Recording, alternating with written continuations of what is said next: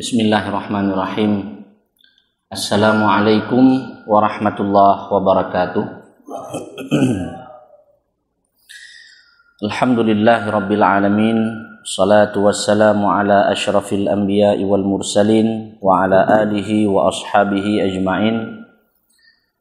Amma ba'du.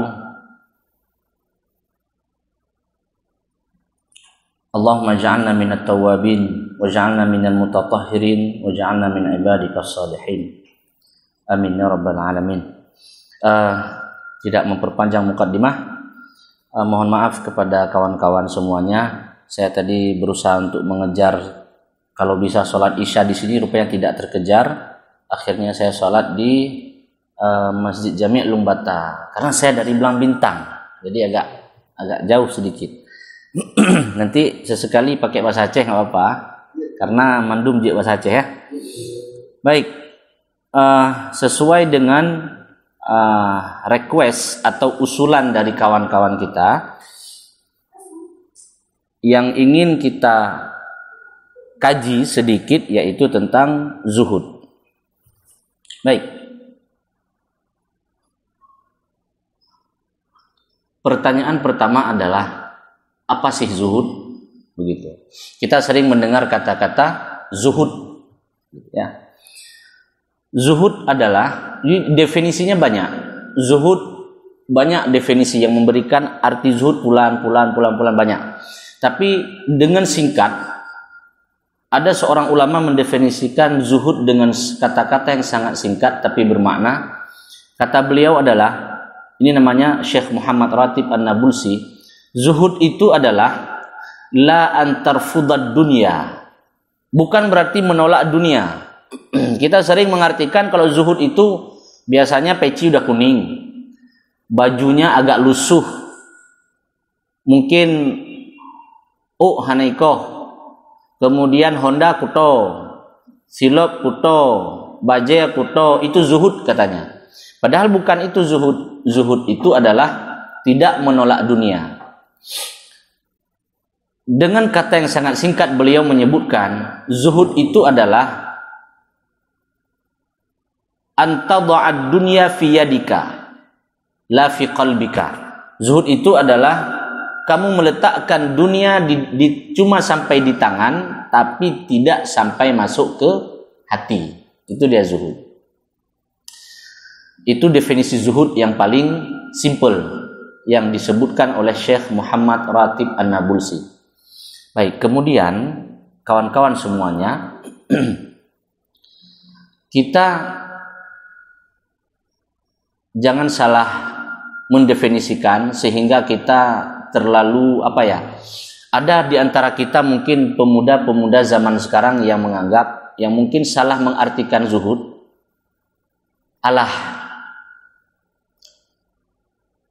Hai lunjuk pejabat, lunjuk ke urung-urung biasa mantan, saya zuhud, itu katanya.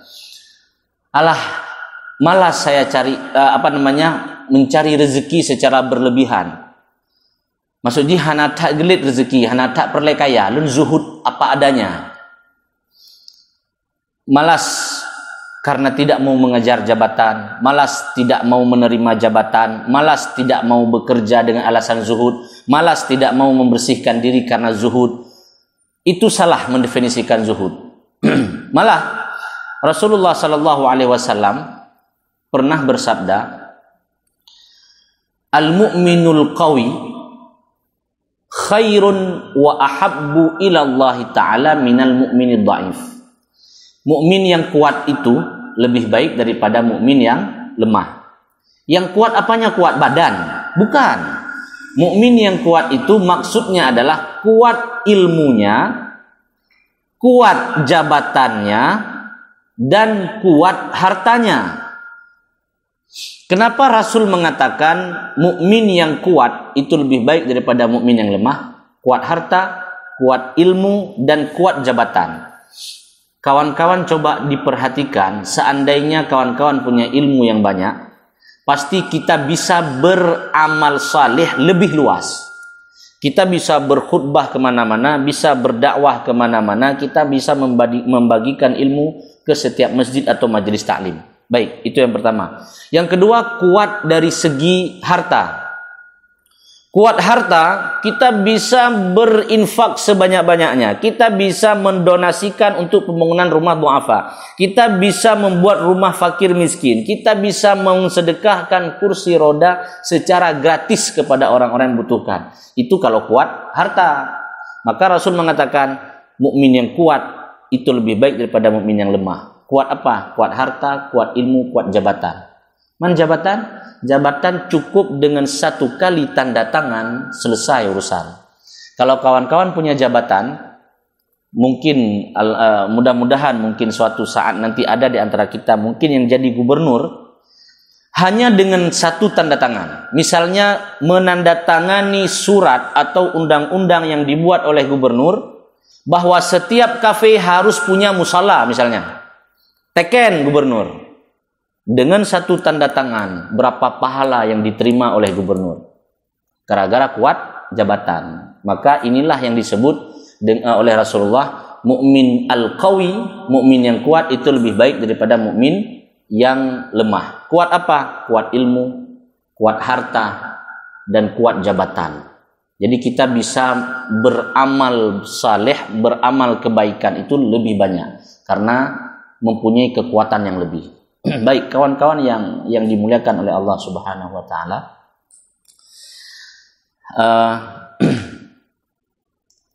Di dalam kitab Raudhatuz Zahidin disebutkan ada sekitar 20 lebih ciri-ciri orang yang zuhud. Kita fokusnya kepada pembahasan kita yaitu zuhud. Saya sebutkan saja. Mungkin kalau sempat 2 atau 3 karena ini waktunya sangat singkat. Karena di dalam kitab tersebut disebutkan ada 20 lebih ciri-ciri orang zuhud itu seperti apa sih? Mudah-mudahan kita bisa mengambil contoh dari ciri-ciri tersebut kemudian kita implementasikan ke kehidupan kita sehari-hari. Kawan-kawan semua yang dimuliakan oleh Allah Subhanahu wa taala. Yang pertama, saya langsung aja to the point. Yang pertama, ciri orang zuhud itu, dia itu sering berhusnuzan kepada Allah. Dia itu sering berprasangka baik kepada Allah. Prasangka baik seperti apa? Apapun yang menimpa kita. Saya sering mendapatkan kawan-kawan yang merasa saat kuliah dia salah jurusan. Sering. Karena katanya ikut-ikut katanya. Tapi ujung-ujungnya malah dia yang punya kerja daripada orang yang betul-betul kuliah. Yang betul-betul dia pingin di jurusan itu. Rahasia Allah jauh lebih baik. Jauh lebih sempurna. Maka dia dari awal harusnya meletakkan husnuzan di dalam hatinya kepada Allah. Bahwa Allah sudah menggerakkan tangan saya untuk pilih jurusan ini. Allah menggerakkan tangan saya untuk pilih ke daerah ini. Tidak mesti di UIN, di Unsyah, di mana saja boleh. Kadang-kadang ada yang merasa ubud lelun ulu semawi padahal di banda lebih keren, belum tentu. Jika Allah menggerakkan menetapkan nasib kita di sana, maka berhusnuzan bahwa Allah sayang kepada kita. Baik.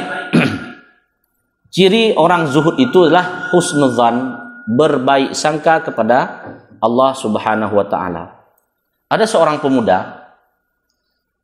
Pemuda ini terkenal dengan kesalehannya. Dan dia itu seorang pedagang. Pedagang yang dikenal dengan kesabarannya lagi. Dia udah saleh, sabar lagi. Setiap kali Allah memberikan cobaan kepadanya, dia selalu mengucapkan, Allahumma ij'alhu khairan. Ya Allah, jadikan apapun yang menimpa saya, jadikanlah dia kebaikan. Setiap kali ditimpa musibah. Dan kebiasaannya, seperti kita guru, saat melihat ada siswa berprestasi, sabi ba'jih tajuk soal. Dalam kelas, kalau ada siswa yang pandai, yang pintar, kita selalu berusaha memberikan pertanyaan kepada dia tok-tok. Senang, kenapa? Karena setiap kita kasih pertanyaan dia bisa jawab. Kalau bahasanya mahasiswa berprestasi, begitulah bahasa sekarang. Jadi ini hamba Allah, seorang pedagang saleh yang dikenal dengan kesabarannya, dia berprestasi di mata Allah. Karena setiap mendapat musibah, dia selalu mengucapkan, Allahumma ij'alhu khairan. Ya Allah, apapun yang menimpa saya, jadikan itu sebuah kebaikan. Itu selalu dia ucapkan. Baik, singkat cerita. Singkat cerita, dia berangkat bersama sahabat-sahabatnya para pedagang. Dulu kan begitu ceritanya. Dia berangkat dengan sahabatnya berdagang, kalau mungkin sekarang dari Banda Aceh ke Singkil misalnya begitu. Dengan perjalanannya jauh dan mengendarai unta, melewati padang pasir yang sangat panjang. Dibawa unta, bersama unta mereka bawa barang dagangannya plus makan minum bekal di jalan. Oke? Di tengah perjalanan mereka capek, lelah, lalu istirahat. Si pemuda saleh tadi, si pemuda yang sabar tadi, yang penyabar tadi, tertidur lelap. Sehingga kawan-kawannya sepakat begini. Tasom unta jih ya. Kita sembunyikan untanya yuk. Begitu. Awalnya dia merasa apa ya? Kayaknya iseng-iseng aja sih. Nah, cuman bercanda sama kawan. Ingin melihat respon si pemuda sabar tadi. Dia marah atau enggak? Baik. Disembunyikan untanya. Setelah itu dibangunkan. Ya fulan. Ini di dalam kitab itu tidak disebutkan siapa namanya. Tapi disebutkan seorang pedagang saleh. Oke. Dibangunkan kawannya. Bangun. Kenapa? Unta kamu melarikan diri. Unta kamu lari. Kami sudah coba tarik-tarik tapi nggak mampu. Unta kamu kuat sekali dan dia lari. Apa yang terucap dari lidahnya, dari bibirnya masih sama. Allahumma ij'alhu khairan. Maka ini kawan-kawan boleh hafal sebenarnya doa ini. Bukan doa seperti apa ya? Kata-kata ungkapan pasrah diri kita kepada Allah. Allahumma ij'alhu khairan. Ya Allah, apapun yang menimpa hamba, jadikan itu sebuah kebaikan. Baik. Dibilang sama kawannya, untamu hilang. Allahumma ij'alhu khairan. Untamu hilang loh. Kalau bahasa sekarang, motokah gadah. Allahumma ij'alhu khairan. Masih sama. Di untamu itu ada barang-barang daganganmu. Allahumma ij'alhu khairan. Makananmu hilang, minumanmu juga hilang bersama unta. Kamu mau makan apa nanti? Tetap dia mengulang-ulang kata-kata Allahumma ij'alhu khairan. Ya Allah, apapun yang menimpaku, jadikan itu sebuah kebaikan. Baik. Tanpa disadari, dalam detik itu juga, dalam menit itu juga, datang perampok. Kalau bahasa sekarang begal mungkin. Datang perampok atau begal, diambil semua unta, diambil semua barang dagangannya, dan diambil semua bekal makan minum mereka dalam perjalanan. Baik, kawan-kawan, kalau kita pahami cerita ini, maka setelah dirampok, apa yang tersisa? Yang tersisa adalah unta yang disembunyikan tadi. Oke? Ada unta disembunyikan, yang dirampok apa? Yang dirampok adalah unta dan semua barang-barang yang nampak.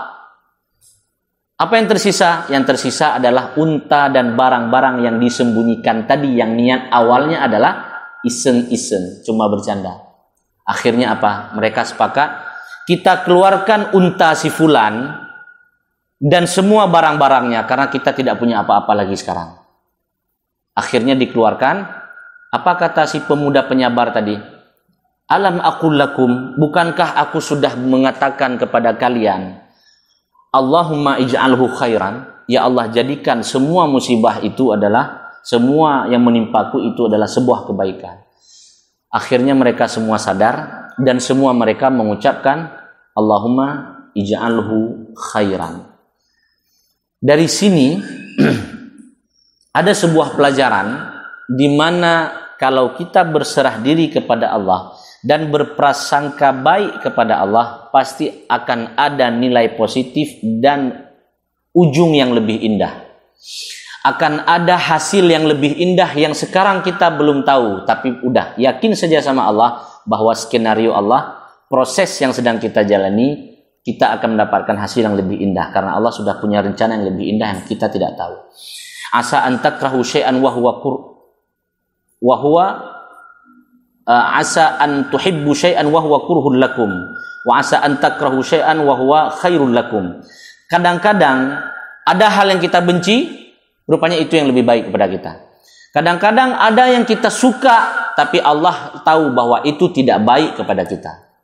Baik, kawan-kawan yang dimuliakan oleh Allah Subhanahu wa taala, pertama, singkat saja, pertama, tadi salah satu ciri khas orang zuhud, sifat orang zuhud adalah selalu berprasangka baik kepada Allah Subhanahu wa taala. Baik, kemudian ini bisa dihilangkan swingnya.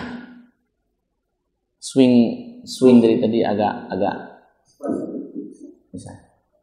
Agak bunyi gitu ya. Oh ya, ya udah nggak apa-apa. Nah, bunyi. Atau nggak bisa kena mic. Baik, kawan-kawan, kita lanjutkan. Berhubung waktu yang sangat singkat.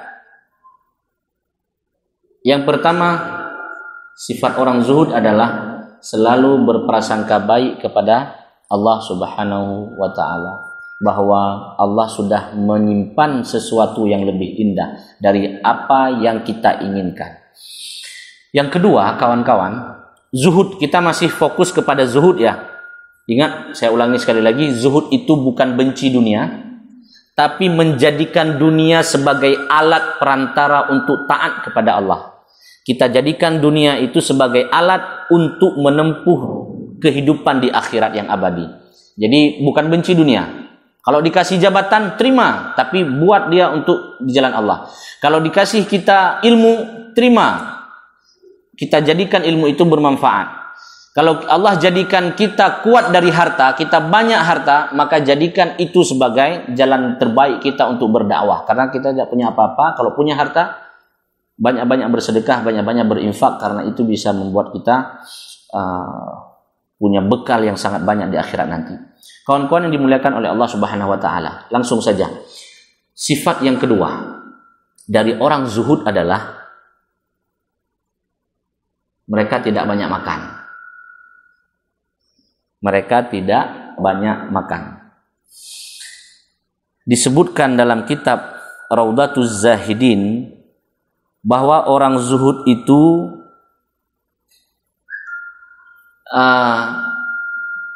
dulu ya, masa-masa pernah dengar itu masa Imam Hasan Al-Basri. Nah, kita sering mendengar Imam Hasan Al-Basri. Imam Hasan Al-Basri pernah mengatakan begini, orang-orang zuhud pada zamanku dulu, mereka itu saat makan, sebelum kenyang mereka berhenti. Saya ulangi, ciri khas dan salah satu ciri orang zuhud adalah mereka tidak banyak makan. Nah, kata Imam Hasan Al-Basri, orang zuhud zaman dulu itu saat mereka makan, sebelum kenyang mereka berhenti. Baik. Kemudian Imam Hasan Al-Basri melanjutkan perkataannya, wallahi, demi Allah, la in yambizur rajul ta'amahu lil kalbi, seandainya ada makanan lebih baik engkau melemparnya kepada anjing daripada engkau makan sendiri sedangkan engkau sudah dalam keadaan kenyang. Lebih baik makanan lebih baik engkau lempar, berikan kepada anjing daripada engkau makan sendiri sedangkan engkau sudah dalam keadaan kenyang.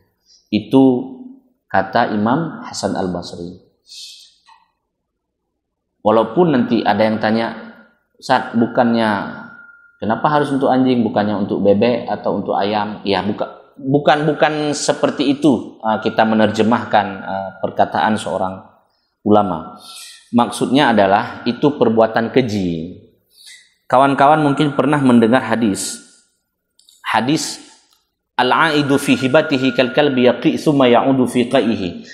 Seseorang yang sudah memberi hadiah lalu diminta balik, itu seperti anjing. Pertama, anjing disebut oleh Rasul nih dalam Sahih Bukhari. Seperti anjing muntah, lalu dia telan kembali muntahnya. Jorok kali. Ya, itu perumpamaan yang dibuat oleh Rasulullah, disebutkan dalam Sahih Bukhari. Kenapa Rasul bisa buat perumpamaan begitu joroknya? Ya, karena Rasul ingin mengatakan bahwa orang yang meminta kembali barang yang sudah diberikan, nyan ketat kalau bahasanya, broke that, keji, sangat keji itu. Maka Rasulullah membuat umpama seperti anjing. Anjing itu muntah, setelah muntah ditelan kembali muntahnya. Jadi begitu Rasulullah Sallallahu Alaihi Wasallam membuat perumpamaan kepada orang yang sudah kasih tapi minta balik. Baik, kawan-kawan yang dimuliakan oleh Allah Subhanahu Wa Taala, kita lanjut. Masih pada orang zuhud itu adalah salah satu cirinya adalah mereka tidak banyak makan. Tidak banyak makan, kalau bahasa kami menyebutnya hana bulu. Saya nggak tahu bahasa kawan-kawan apa itu disebut. Ada kawan saya di daerah Abdia katanya kalau bulu itu disebut luba katanya. Pokoknya intinya banyak makan lah, tamak begitu. Terlalu banyak makan. Baik, kawan-kawan yang dimuliakan oleh Allah Subhanahu Wa Taala. Itu kata Hasan Al-Basri. Kemudian Sufyan Ats-Tsauri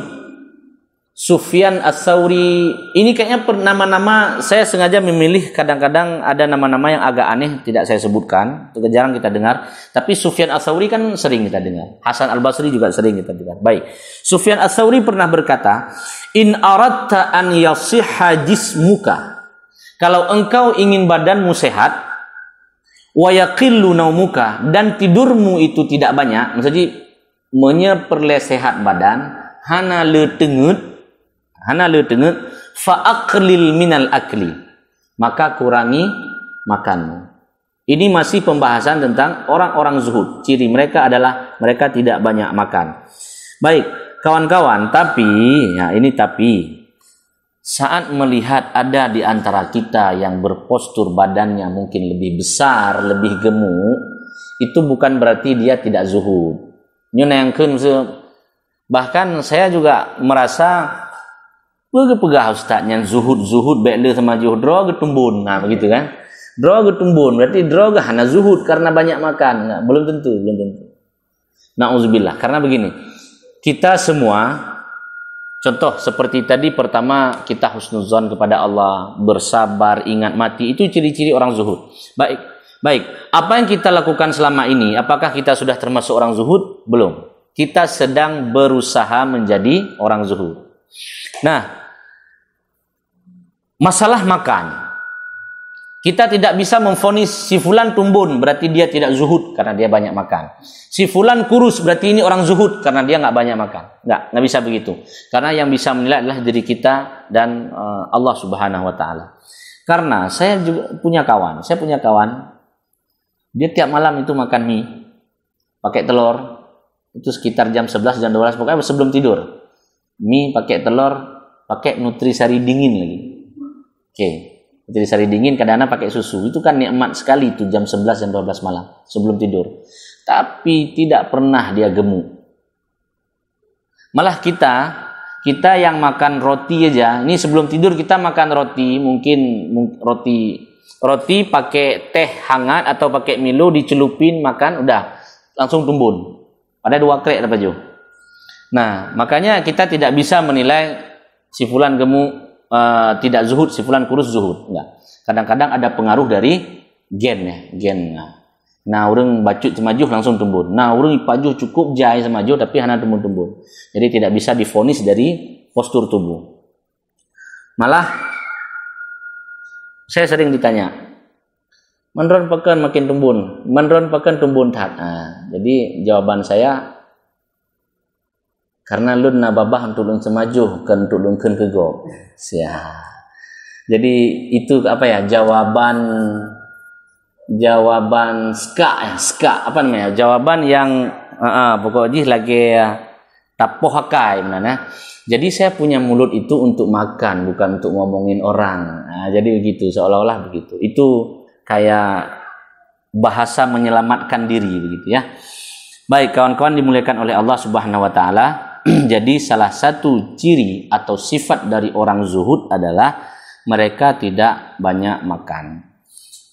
Kita usahakan sebaik mungkin memang kita jangan banyak makan.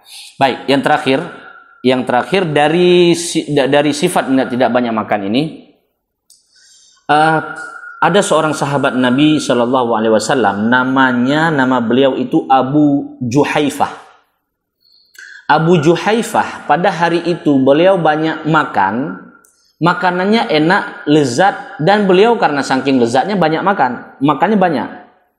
Setelah beliau makan lezat dan banyak, beliau pergi ke majelisnya Nabi. Dan kebiasaan kita menyekat tro masjid bintih tameh tam sade, karena memang kenapa sade ju bukan berarti itu nam sade urang le semajuh, bukan.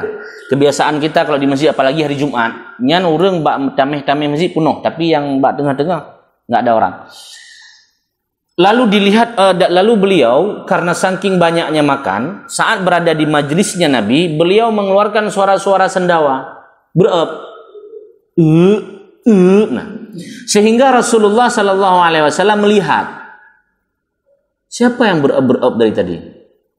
Dilihatlah oleh Rasulullah, rupanya Abu Juhaifah. Lalu dipanggil, ya Abu Juhaifah, wahai Abu Juhaifah, inna ashba'an nasi fid dunya, sesungguhnya orang yang paling kenyang di dunia, orang yang sering kenyang di dunia, ini kata Rasul, atwaluhum jau'an yaumal qiyamah, dan dia adalah orang yang akan merasakan kelaparan yang sangat panjang nanti di hari kiamat. Itu seperti ancaman ataupun peringatan daripada Rasulullah bahwa jangan terlalu tamak, jangan terlalu banyak makan melampaui batas, karena orang yang sering kenyang di dunia, dia akan merasakan kelaparan yang sangat panjang nanti di akhir hari kiamat. Itu adalah peringatan atau pesan dari Rasulullah untuk Abu Juhaifah, yang diriwayatkan sampai sekarang kita ulang terus menerus agar kita sama-sama ingat bahwa jangan banyak makan, agar kita bisa menjadi orang yang zuhud. Amin ya rabbal alamin. Kawan-kawan yang dimuliakan oleh Allah Subhanahu wa taala. Kita baik, saya sebutkan satu lagi dari Sufyan Ats-Tsauri juga. Sufyan kana yaqul, beliau berkata, ya'ti 'alan nasi zamanun, suatu saat nanti akan ada kelompok manusia, tamutu fihil qulub, hati mereka mati, wa tahya al-abdan, dan badan mereka hidup. Akan datang suatu masa, kata Sufyan Ats-Tsauri, akan datang satu zaman atau satu masa di mana hati manusia itu mati tapi badannya hidup. Maksudnya adalah inilah orang-orang yang banyak makan, orang-orang yang gila makan, sehingga kalau bahasa kita apa, benak hati, le semajuh, le kem-kem, le berhubungan suami istri, yang pegah itu benak hati. Sehingga kalau benak hati, maka karena kita banyak makan, yang akan tumbuh melebar itu yang besar adalah bukan hati kita, tapi malah badan kita. Baik, itu adalah peringatan-peringatan daripada ulama-ulama dan orang-orang saleh terdahulu di dalam kitab Raudhatu Az-Zahidin. Jamaah yang dimuliakan oleh Allah, kawan-kawan semuanya yang saya cintai, ini sampai jam berapa ya? Takutnya nanti terlalu ya, oke ya. Baik, kita sudah sebutkan dua. kita coba sebutkan satu lagi kalau masih ada waktu, insyaallah. Sifat yang pertama tadi kita berhusnuzon kepada Allah. Sifat kedua kita, salah satu sifat orang zuhud itu tidak banyak makan. Yang ketiga, kawan-kawan semuanya, salah satu ciri atau sifat orang zuhud itu adalah mereka suka menyembunyikan amalan. Mereka suka menyembunyikan amalan.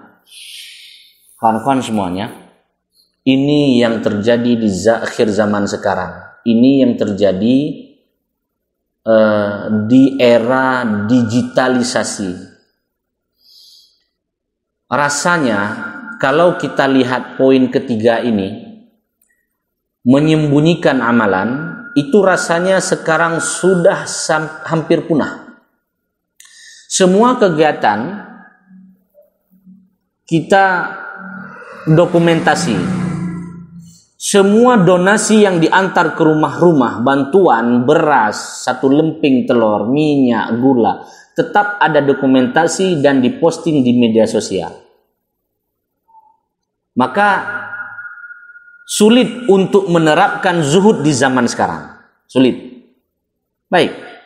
Sebelum saya terlalu jauh bercerita, saya bacakan dulu apa kata ulama tentang, apa kata orang-orang dahulu tentang zuhud, tentang menyembunyikan amalan. Sifat orang zuhud itu adalah menyembunyikan amalan. Riwayatnya banyak, kita pilih. Di antaranya adalah ada seorang ulama yang bernama Ayyub As-Sakhtiyani. Ada seseorang yang bernama Ayyub As-Sakhtiyani. Kawan-kawan, Ayyub As-Sakhtiyani ini, beliau setiap malam bangun salat dan baca Al-Quran. Salat tahajud, zikir, baca Al-Quran. Salat tahajud, zikir, baca Al-Quran. Itu yang dilakukan setiap malam. Baik. Apakah keluarganya tahu? Tidak. Bagaimana cara beliau menyembunyikan amalannya? Saat beliau bangun, beliau pelan-pelan, dia wudhu pelan-pelan, dia salat, dia baca Al-Quran pelan-pelan. Agar tidak ada keluarganya yang tahu. Saat tiba waktu subuh, ketika hampir azan subuh, kalau bahasa kita sekarang mungkin udah dihidupin ngaji di manasa, di masjid, menjelang azan subuh, baru dia gedekan suaranya, dia besarkan suaranya, pura-pura batuk lah, pura-pura beren lah, pura-pura buka jendela, pura-pura buka pintu. Itu Ayyub As-Sakhtiyani. Maka disebutkan di sini, fa idza kana 'inda subhi rafa'a sautahu. Saat tiba waktu subuh, dia angkat suaranya. Dia buat keributan di rumah. Ka'annahu qamatil kasa'ah. Agar keluarganya mengira, oh ayah udah bangun. Ayah baru bangun. Padahal, kabeno kagak sembahyang, kabeno kagak baca Al-Quran. Tapi ditutup-tutupi agar keluarganya tidak ada yang tahu. Itu cara orang-orang zuhud zaman dahulu menyembunyikan amalannya. Baik, kawan-kawan dimuliakan oleh Allah Subhanahu wa taala. Kemudian dari Muhammad bin Wasi'. Muhammad bin Wasi' berkata, orang zuhud zaman dulu, ia beki 20 sanah. Dia menangis selama 20 tahun, bukan enggak berhenti-berhenti. Maksudnya memang dia rutin, setiap hari dia menangis, setiap hari dia menangis, setiap hari dia menangis, begitu. Selama 20 tahun seorang suami menangis, wa mra'atuhu ma'ahu la ta'lam bihi. Istrinya di samping, begini. Kalau kita biasanya suami istri itu tidur satu bantal. Bantal suami sudah basah, tapi istrinya yang di samping tidak tahu kalau si suami sedang menangis. Bagaimana cara mereka menyembunyikan amalan? Kalau kita sekarang, kita kalau nangis itu sering kita buat-buat. Dan kalau menangis pun banyak yang tahu. Kenapa? Kadang-kadang ada yang foto, ataupun misalnya, maaf cakap, kita sholat nih di masjid atau di musalla. Sholat yang paling sering buat orang nangis itu adalah sholat ketika tarawih. Itu ada ayat-ayat yang sedih dan panjang bacaannya. Sehingga ada ayat-ayat yang sedih kita menangis. Kalau kita menangis di dalam sholat, apakah kawan di samping kita tahu? Pasti tahu. Karena kalau kita menangis, gaya kita menangis itu jadi orang di samping didengar. Tanya klik, kita menangis, orang di samping kita itu terdengar jelas kalau kita menangis. Kenapa kita diminta untuk menutup amalan ini? Menangis dalam sholat, menangis teringat dosa, ini kan bagus, tapi disuruh tutup. Kenapa? Agar tidak timbul rasa takabur dan rasa ria di dalam hati. Be sang tu dikira ligop, mahaya tak kan? Be khusyuk tak sampai temu orang sembahyang. Makanya ini harus disembunyikan agar tidak timbul rasa-rasa ujub di dalam hati. Ini bahaya kalau timbul rasa ujub. Baik kawan-kawan yang dimuliakan oleh Allah Subhanahu wa taala, dilanjutkan oleh Muhammad bin Wasi' yang baru aja kita cerita. Orang-orang zuhud juga zaman dahulu itu, yaqumu ahaduhum fis saffi, saat mereka salat, tasilu dumu'ahu ala khaddihi, jatuh air matanya di pipinya, mengalir air matanya, wala yash'ur bihi alladhi ila jambihi. Orang di sampingnya enggak ada yang tahu. Saya lagi sholat, saya menangis, tapi orang di samping tidak ada yang tahu. Saya lagi menangis, istri saya yang tidur satu bantal, padahal bantal saya udah basah, tapi istri tidak tahu kalau saya sedang menangis. Itu. Kalau ditanya, se-silent apa sih tangisan para orang-orang zuhud itu? Bagaimana sih cara mereka mengsilentkan tangisannya agar tidak didengar oleh orang lain? Bagaimana sih cara mereka menyembunyikan amalan agar tidak diketahui oleh orang lain? Maka yang harus kita lakukan adalah berlatih. Apalagi zaman sekarang, latihanlah bersedekah tanpa kamera. Latihanlah, kalau maaf ya, kalau kami mungkin ada jadwal khutbah, jadwal imam, latihanlah untuk tidak mengupload jadwal khutbah. Itu latihan. Ustaz, apakah para khatib itu yang upload jadwal mereka itu tidak zuhud? Wallahu a'lam bishawab. Saya tidak berani berkata lebih, tapi intinya disebutkan dalam kitab ini, orang zuhud itu suka menyembunyikan amalan. Mereka tidak suka posting jadwal khatib mereka. Mereka tidak suka posting jadwal imam mereka. Mereka tidak suka posting jadwal kajian atau pengajian mereka. Itu salah satu ciri atau sifat orang zuhud. Kawan-kawan dimuliakan oleh Allah Subhanahu wa taala.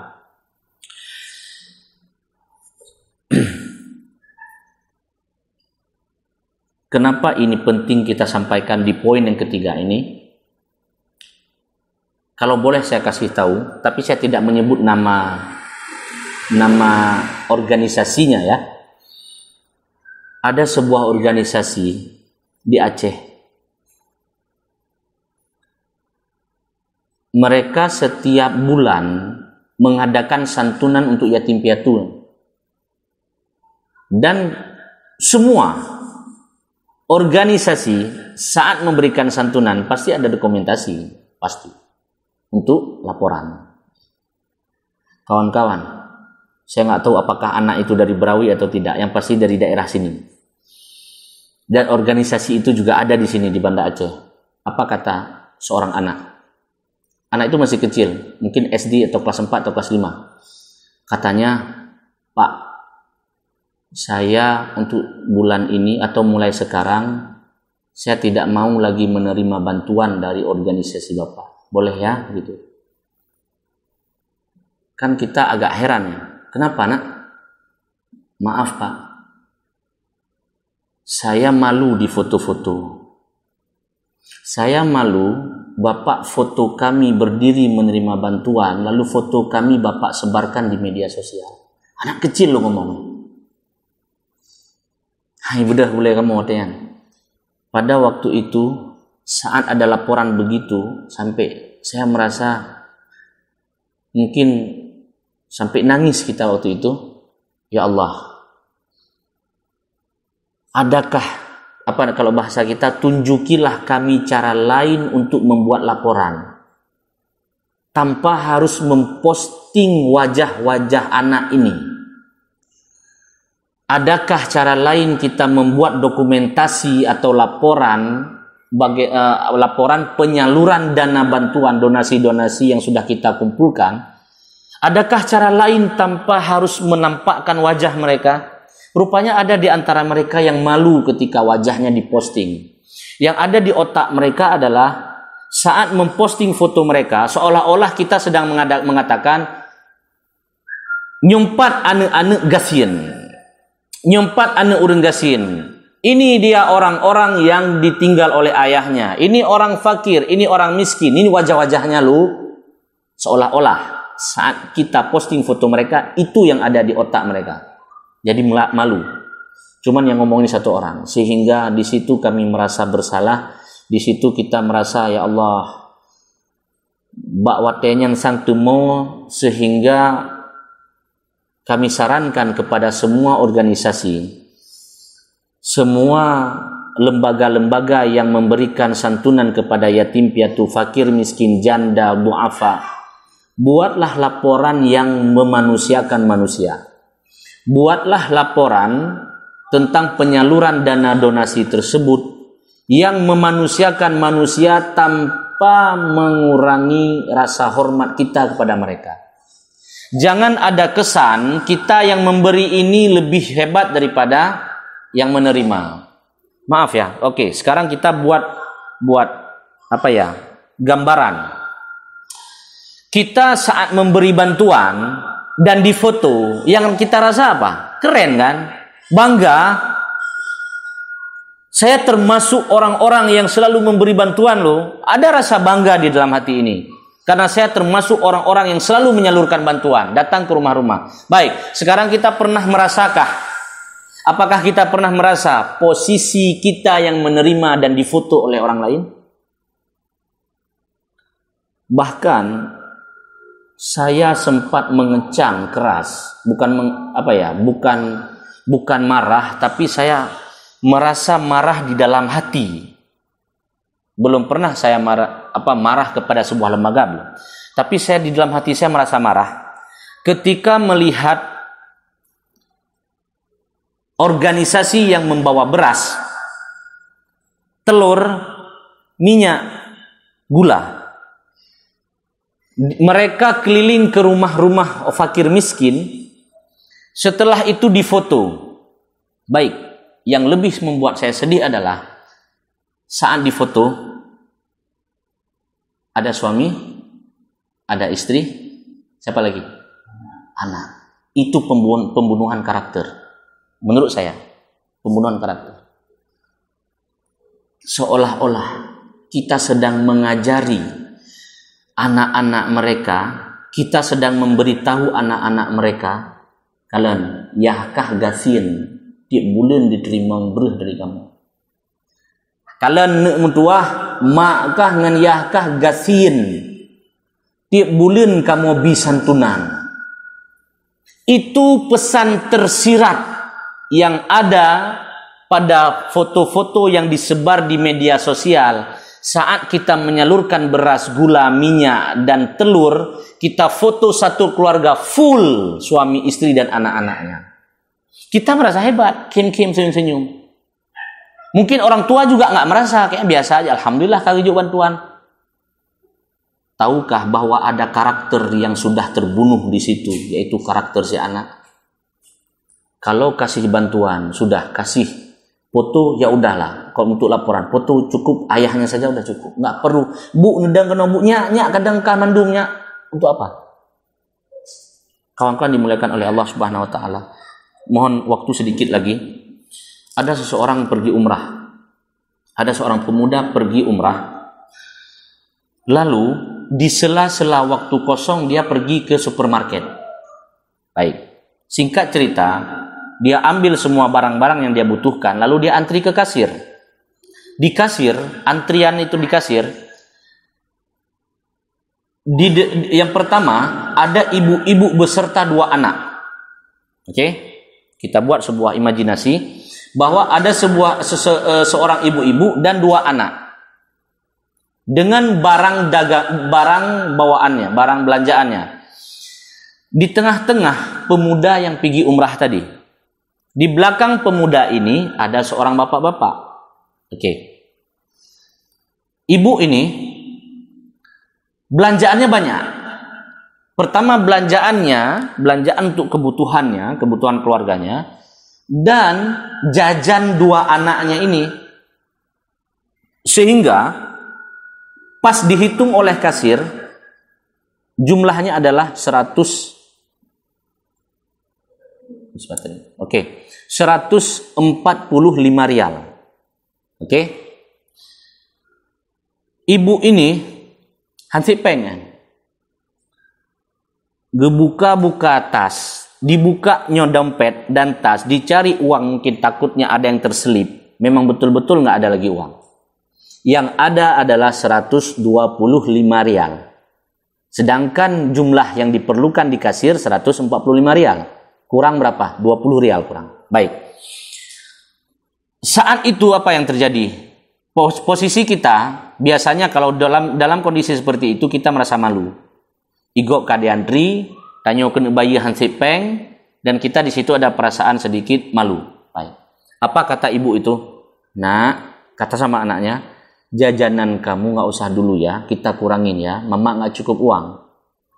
Anak mit, nggak mau, tetap harus ada ini punya kakak. Oke, adik nggak usah jajan ini ya, kita kurangin dulu ya, mama nggak cukup uang. Nggak mau, adik juga mau kayak kakak. Akhirnya apa? Apa yang dikurangi? Barang belanjaan ibu ini yang harus dikurangi. Saat sedang memilah-milah mana barang yang sangat penting dan yang kurang penting, ada pemuda tadi yang saya cerita, yang kita cerita, pemuda yang pergi umrah tadi, dengan sigap dan cepat dan pura-pura bangai, kalau bahasa kita, dia melemparkan uang ke atas lantai. Dia lempar uang ke atas lantai. Lalu apa katanya? Bu, maaf, uang ibu jatuh. Uang ibu jatuh. Ibu ini heran dan dia merasa agak kaget. Kan tadi saya cari-cari uang di tas nggak ada. Kok tiba-tiba jatuh? Iya. Tadi waktu ibu buka-buka tas, ibu lagi panik, jatuh uang ibu. Oke. Karena ibu ini memang butuh belanjaannya, butuh uang, akhirnya dia ambil, mungkin ini uang saya. Oke, dia ambil, dia bayar. Selesai. Pergi ibu tuh. Pemuda ini yang bayar sekarang. Pemuda ini bayar, pergi. Bapak yang di belakang bayar juga, akhirnya pergi. Rupanya apa? Bapak yang di belakang tahu action pemuda tadi. Gerakan cepat yang dilakukan oleh pemuda tadi, dia lempar uang ke atas lantai untuk membantu ibu itu. Tapi dia nggak kasih langsung, dia lempar ke atas lantai, dipanggil. Ya Syab, wahai pemuda, tahan. Sini nak bentar, sini bentar. Ada apa Pak? Katanya. Bagaimana cara engkau melakukan gerakan tadi yang begitu cepat? Gerakan apa? Pura-pura dia. Tadi kamu lempar uang ke atas lantai kan? Bukan saya, memang itu uang ibu itu katanya. Enggak. Saya di belakang melihat kamu melakukannya dengan begitu cepat. Dari mana kamu dapat ilham itu? Akhirnya apa? Pemuda ini jujur dan dia nangis. Pemuda ini nangis, ilham itu datang dari Allah. Kenapa dia nangis? Dia nangis karena dia sudah mencoba untuk menyembunyikan amalannya. Dia sembunyikan amalannya. Tapi masih ada orang yang ngintip, masih ada orang yang tahu, ya Allah, paken urung kalen lun sedekah. Itu yang membuat dia nangis. Yang kedua, ada sebuah perasaan lebih ketika kita memberi. Kawan-kawan, saya nggak tahu apakah ini dirasakan oleh semua orang, tapi saya sempat merasakannya dan sering merasakan. Kawan-kawan, ada perbedaan rasa yang timbul di dalam hati saat kita memberi. Coba, saat kita memberi, apa yang kita rasa, dan saat kita menerima, apa yang kita rasa. Ada perbedaan rasa yang tidak bisa saya ungkapkan. Karena memang rasa itu cuma bisa dirasa, nggak bisa diungkapkan ya. Baik, sehingga pemuda itu nangis karena dia merasa dia gagal. Saya sudah berusaha menyembunyikan amalan,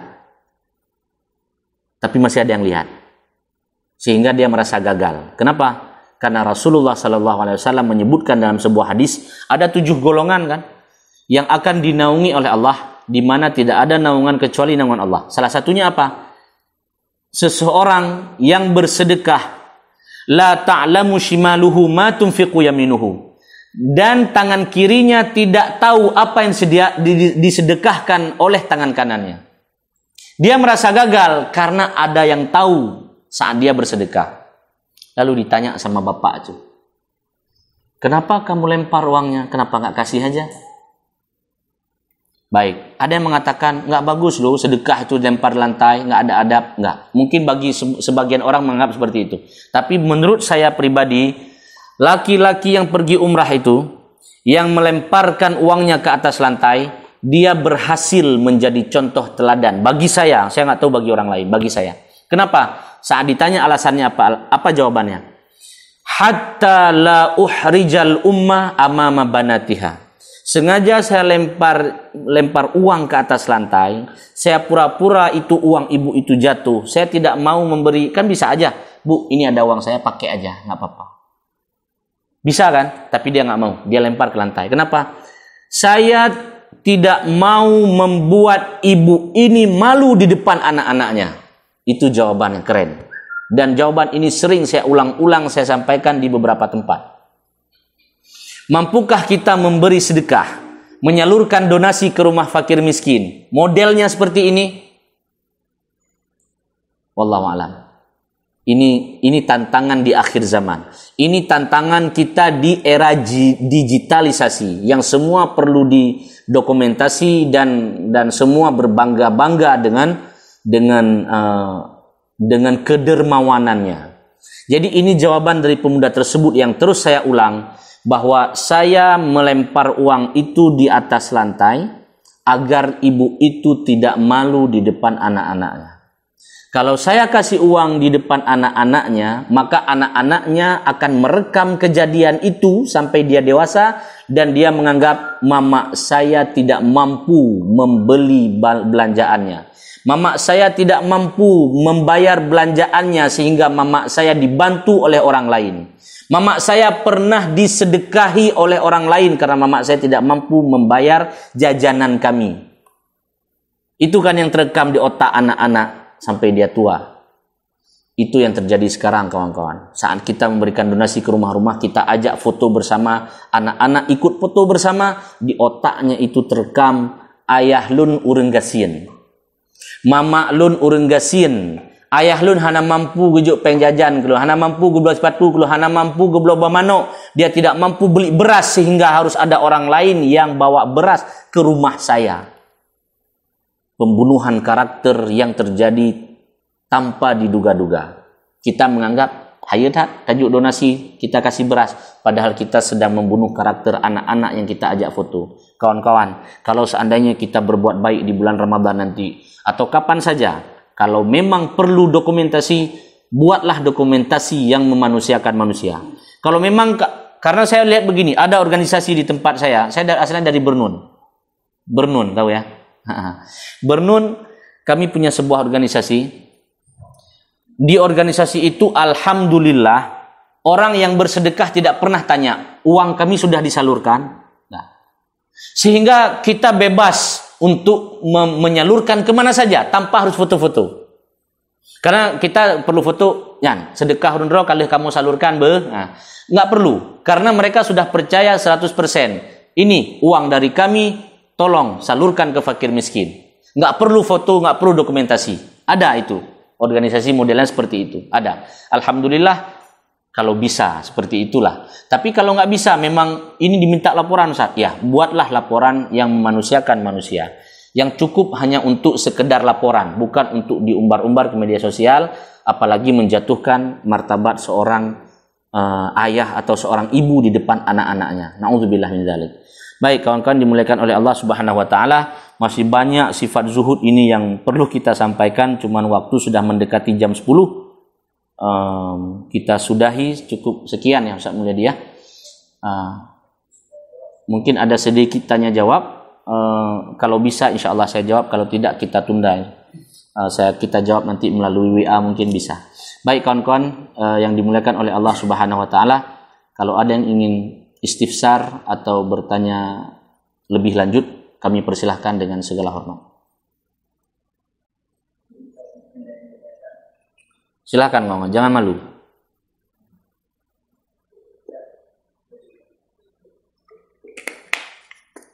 Silakan Syekh Mulyadi.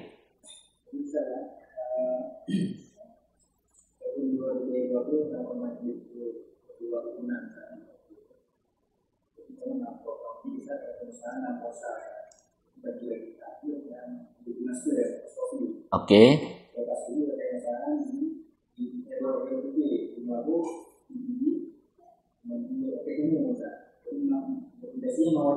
Baik. Baik.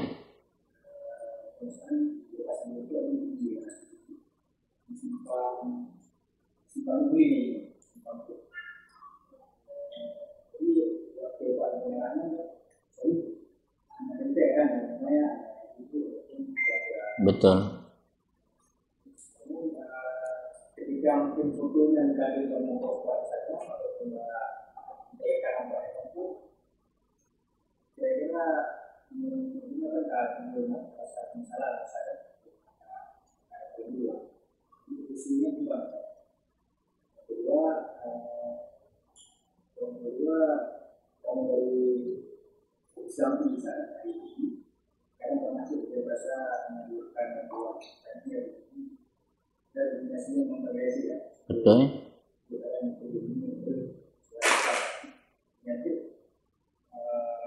Betul kamu foto wajah yang ini kamu tuh bisa ya segala macam kan untuk saya ataupun cara lain karena memang harus tetap karena sebagai itu tadi itu paling kelihatan biasanya kali kelihatan studi itu kelihatan dari pemerintah ini untuk kelihatan ya.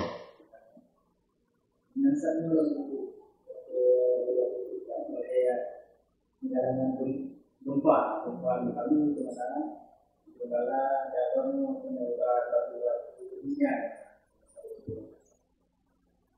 Jadi selain untuk masyarakat ini akan ada pada waktu ini kalau tidak itu tapi ini antara memori lah.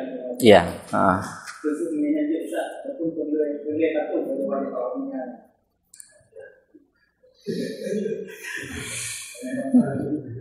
Baik. Yang pertama, setiap foto adabnya adalah minta izin. Ya. Yang memungkinkan untuk minta izin. Contoh, lagi tasalurkan bantuan ke rumah-rumah. Dengan segala hormat, dengan sifat perasaan memanusiakan manusia, abu, ayah, umi, jit tacok foto siat, jit tadang foto siat untuk laporan kamu bak masjid-masjid, laporan kamu untuk urang-urang yang kabantunya. Jika itu membutuhkan laporan, yang pertama, maka kita minta izin.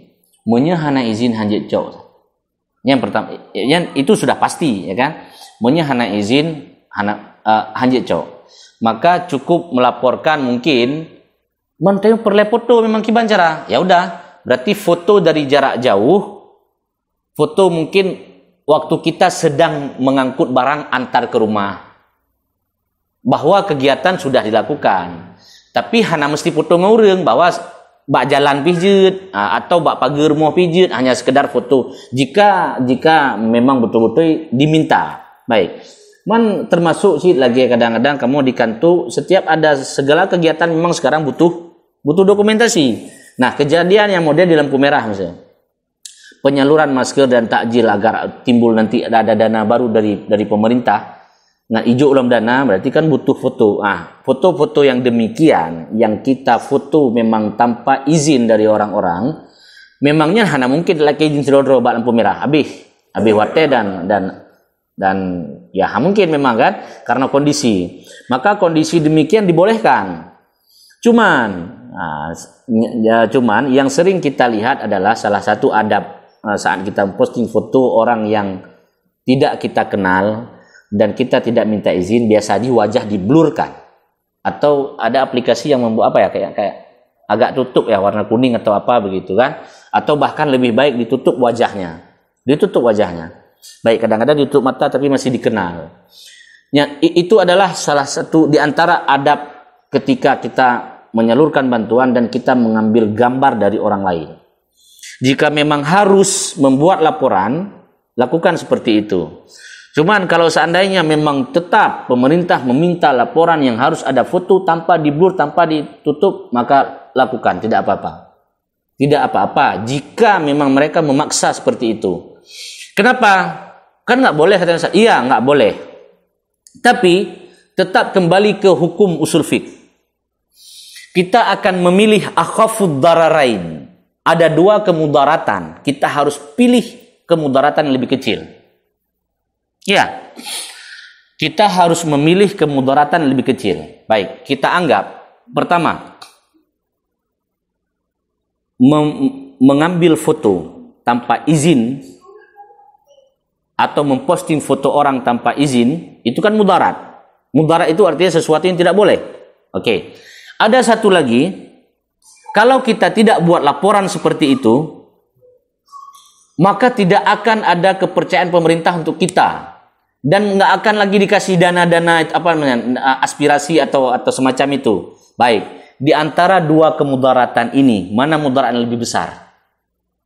Lebih besar ini. Kalau seandainya nggak dikasih dana, maka kebaikan itu nggak akan bisa berlanjut. Nah, ini lebih besar mudaratnya. Nggak cair dana dari pemerintah untuk kita bantu-bantu, itu mudaratnya lebih besar daripada hanya sekedar foto. Maka dalam usul fiqh kita boleh mengambil mudarat yang kecil untuk memperoleh manfaat yang lebih besar di sini. Ya, kita pilih akhafud dararain. Mudarat yang lebih kecil kita pilih untuk biar dapat manfaat yang lebih besar. Maka diperbolehkan di situ agar bisa nanti cair dana dari pemerintah, kita bisa bagi-bagi lagi. Nah, begitu. Tapi kalau memang yang seperti model di rumah tadi, itu memang kalam wahid, artinya cuma satu kata, memang harus izin. Kalau nggak ada izin, maka jangan. Akhir-akhir ini saya juga sering melihat itu. Saya memang tidak main TikTok, tapi sering saya lihat yang di YouTube yang short video itu kadang sering lewat. Mungkin pemuda-pemuda kasih kayak takjil, konten. Habis itu si pengemis itu lempar ya kalau nggak salah. Dia lempar itu takjil itu. Karena pertama dia terima. Tiba-tiba dia lihat di belakang itu ada kamera, dia lempar balik. Saya nggak perlu takjil yang ada kamera. Jadi itu sebuah pesan, memang masyarakat kita yang buat konten keren, tapi mereka yang menerima ada perasaan sedih, ada perasaan hina di dalam hati. Terus saya lihat juga ada konten yang dibuat oleh orang India. Saat dikasih bantuan, dia terima, pas lihat kamera, dia ganti baju. Nah, ini walaupun konten memang, tapi ini kayak ada nilai pesan moral gitu.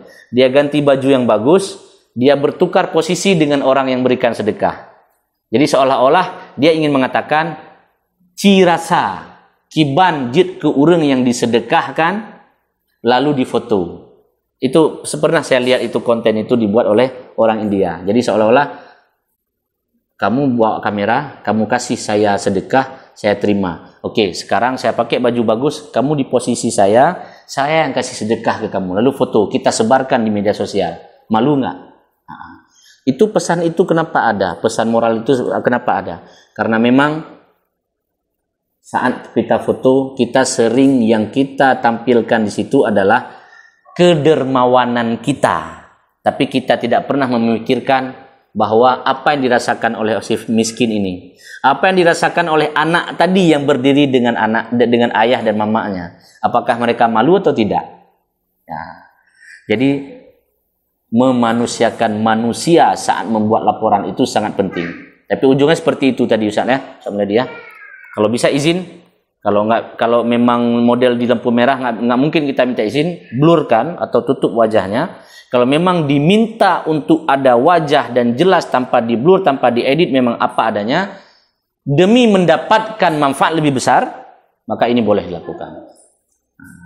Jadi kurang lebih begitu.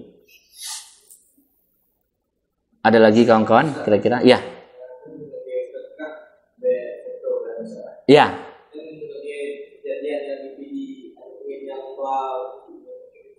Oh ya. Ya. Iya.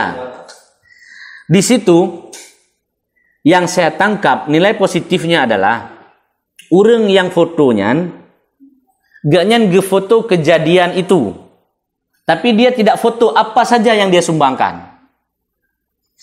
Dan saya sampai sekarang nggak tahu analon depe gak nyan yang orang yang fotonya yang pakai ba Facebook pernah kejutkan namanya analon depe. Tapi yang dicerita adalah dia cuma telepon kawannya yang punya ambulan, lalu dengan ambulan itu dibawa ke apa namanya, ke Lusmawe ya kalau nggak salah. Di situ posisinya dia bukan sedang bersedekah dan dia posting sedekahnya itu, bukan. Tapi seperti ada panggilan, tolong siapa bisa bantu nih, nah gitu. Dan organisasi kami yang di PD itu di Bernun begitu juga.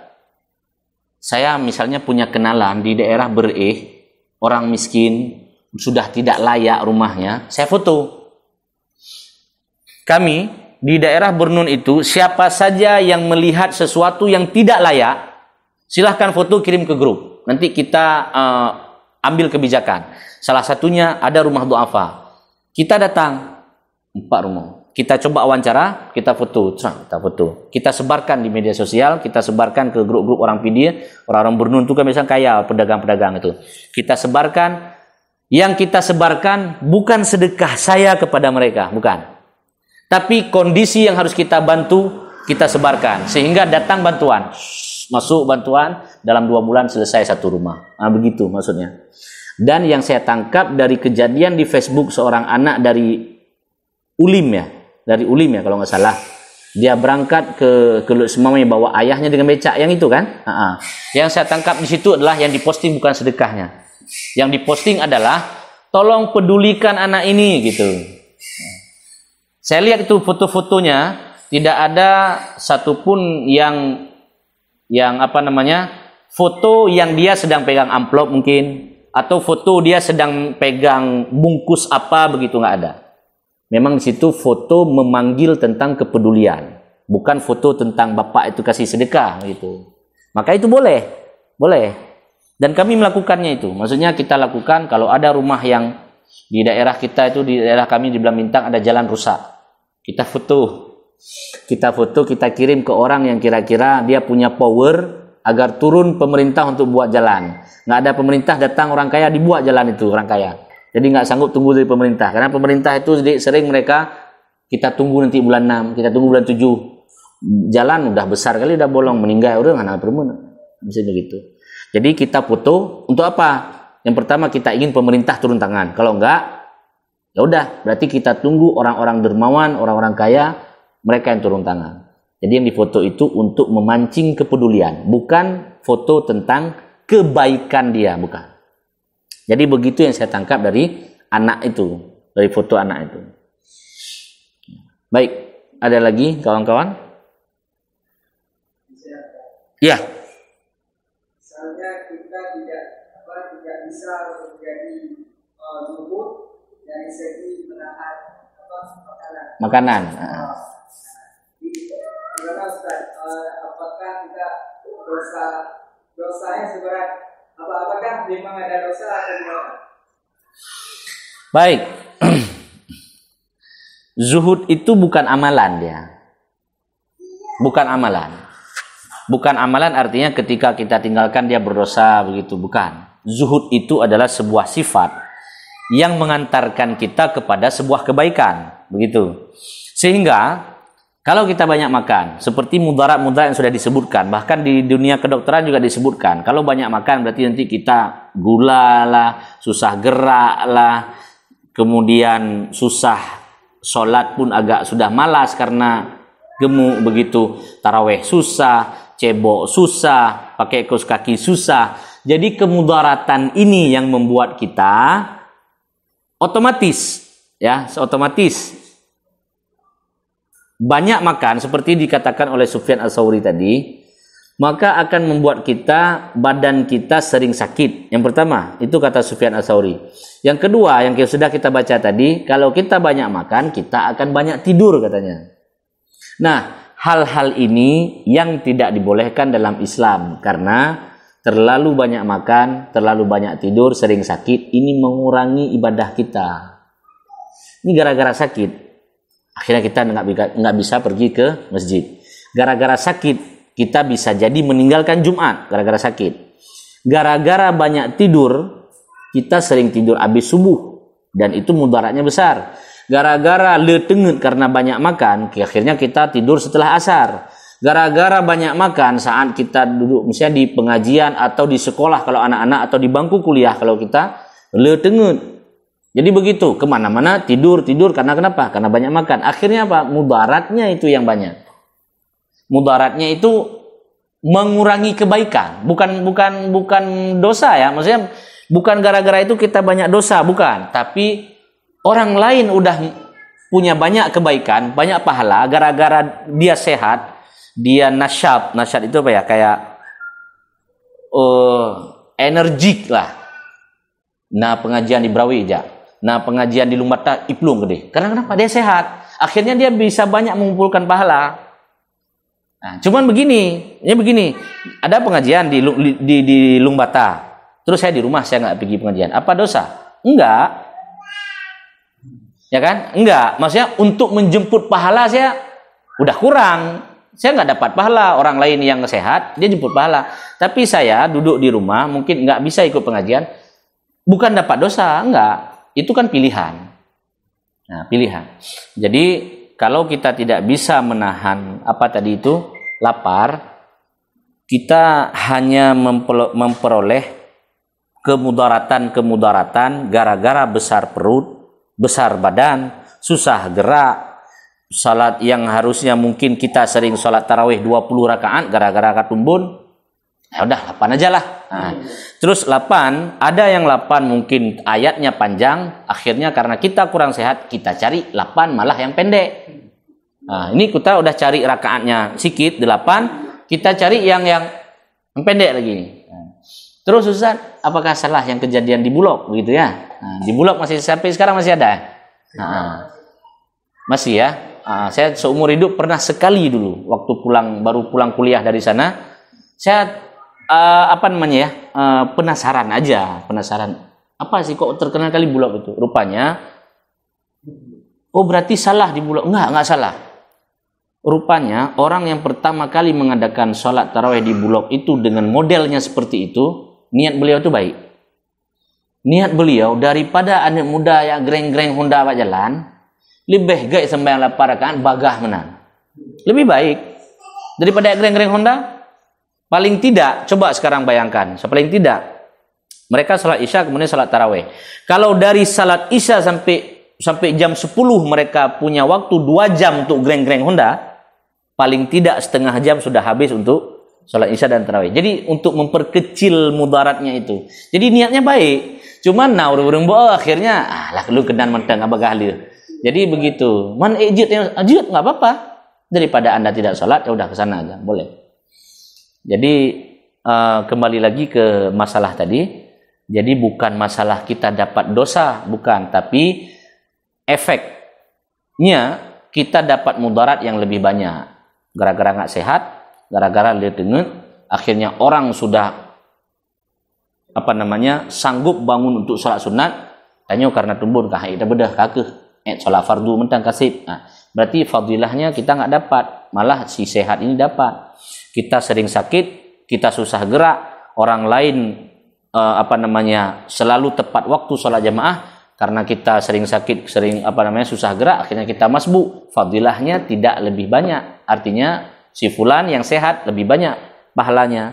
Jadi ujung-ujungnya adalah kemudaratan yang kita terima itu yang membuat kita tidak banyak pahala. Tapi bukan gara-gara itu dosa ya. Nah, sama seperti kita bilang tadi, kenapa disebutkan anjing, kenapa nggak disebutkan yang lain? Nggak, itu hanya untuk menunjukkan bahwa itu perbuatan yang keji. Nah, katro tamah lom, hanjik kegok, bujuri bekelun gitu. Itu perbuatan keji. Kan bisa untuk apa? Untuk anjing kan bisa dikasih untuk bebek. Iya betul, untuk bebek. Cuman hanya untuk menunjukkan bahwa itu tidak baik. Itu perbuatan keji. Nah, baik begitu. Nah, hampir sama. Wara itu, kalau ulama menyebutkan, Syekh Muhammad Ratib An-Nabulsi menyebutkan, zuhud itu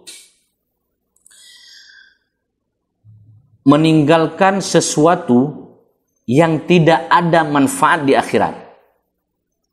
Jadi menurut dia kayaknya ini nggak ada manfaat dia untuk akhirat saya tinggalkan. Oke, itu zuhud namanya. Sedangkan wara dia lebih, jadi begini istilahnya, lebih dulu zuhud daripada wara. Wara itu apa? Wara itu adalah meninggalkan sesuatu yang ditakutkan ada mudaratnya di akhirat. Beda ya. Yang pertama, menurut saya ini nggak ada manfaat di akhirat. Nggak ada manfaat, beda dengan mudarat. Beda ya. Beda. Oke, saya buat ilustrasi ya. Begini. Kalau saya tarik garis di papan tulis, begini.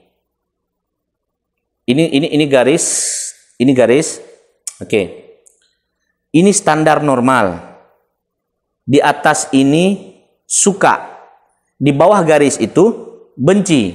Nah, kalian kuliah di jurusan TEN, bahasa Inggris. Karena suka. Kenapa nggak kalian yang kuliah di TEN? Kenapa nggak pilih syariat? Nah, saat dibilang begitu, apakah kalian nggak pilih jurusan syariat, fakultas syariah gara-gara benci? Bukan, itu hanya pilihan.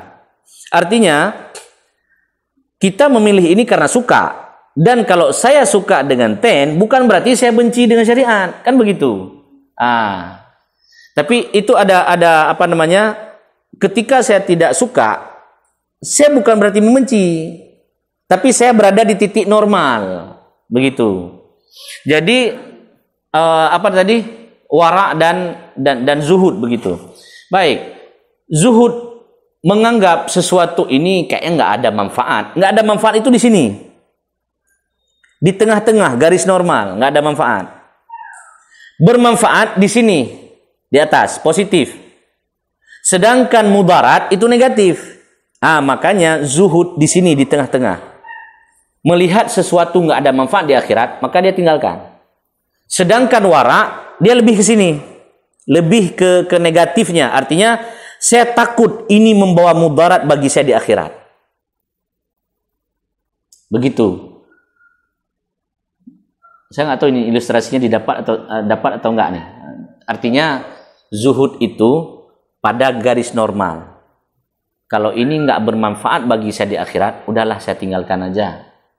Kalau wara lebih dalam lagi, dia bukan masalah nggak ada manfaat, dia memang takutnya ini ada mudarat nih. Takutnya ini mudarat, begitu. Kalau ada mudarat bagi saya di akhirat, udah tinggalin aja lah, takutnya begitu. Dia bahkan, tapi itu pendapat satu ulama ya. Ada ulama yang lain yang mengatakan zuhud itu awwalul wara. Artinya untuk mendapatkan wara, kamu harus zuhud dulu. Nah, begitu. Untuk mendapatkan sifat wara, kamu harus zuhud dulu. Yang begitu. Ada yang mengatakan lagi zuhud itu, setiap jumpa, kullama talqa ahadan taqulu innahu khairun minni. Setiap kamu jumpa seseorang, kamu selalu mengatakan, dia lebih baik daripada saya. Dia lebih baik daripada saya. Begitu. Itu ada definisi-definisi zuhud. Tapi intinya seperti kita bicarakan tadi, ulama membedakan antara wara dan zuhud. Zuhud itu berada pada garis normal, cuma takut kalau nggak ada manfaat di akhirat. Tapi kalau wara, dia takut bukan masalah nggak ada manfaat, tapi takut bahkan ada mudarat di akhirat. Jadi begitu. Lebih, kalau kita tarik garis, dia berada di posisi lebih bawah begitu. Kepada takut mudarat. Kalau ini takut nggak ada manfaat. Emang beda Ustaz? Nggak ada manfaat dengan mudarat? Oh iya, beda. Iya, boleh.